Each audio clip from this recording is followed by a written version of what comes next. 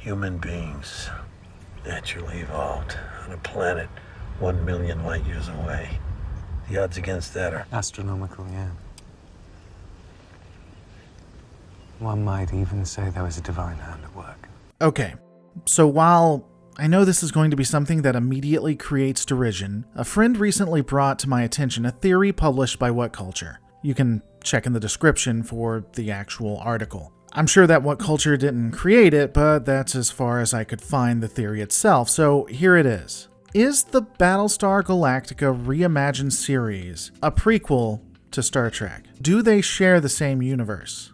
Just hear me out. In order for us to tie the outrageous claim together, we are going to have to look at the lore of both Battlestar Galactica Reimagined and the various Star Trek series, including the original series, The Next Generation, Enterprise, and Star Trek Picard. It's really interesting how it all could fit and just come together. First, we'll need to analyze the timeline, which, again, fits really well.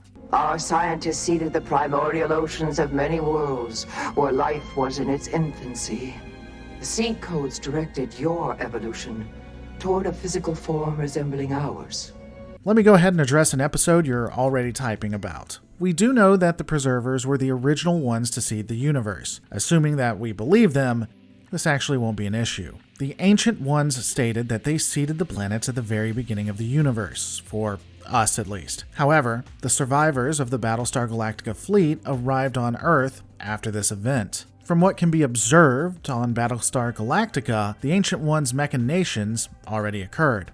While we're on it, who isn't to say that the Ancient Ones weren't some form of human or Cylon, just continuing the cycle? After the arrival of the Battlestar Galactica and its survivor fleet, the next point in time observed is 150,000 years later, putting the people roughly in the 20th or 21st century. Again, we can't be sure the exact year, so we don't know what events have happened yet, but it's quite possible that everything syncs up with the Star Trek universe. After all, the series themselves are set in the 22nd century with the advent of Enterprise. However, the timeline syncing up wouldn't really be enough. We do need more, so let's take a look at that. He's an exact duplicate?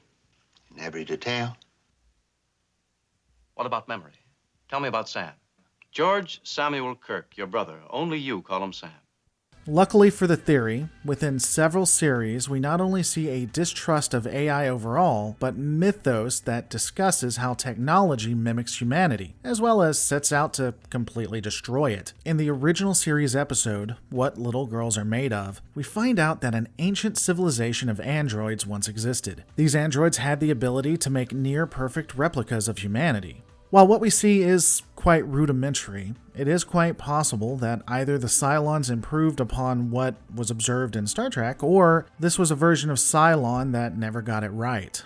And with that, we've established that ancient synthetic life forms did exist and could look like us within the canon of Trek itself. But it doesn't just end there. Beyond one-off comments in TNG, DS9, and Voyager, there's an entire mythos that is discussed, entire accounts where all synthetic life forms destroyed organics. And ironically, they state that it could be history, and that lines right up with the fall of the colonies.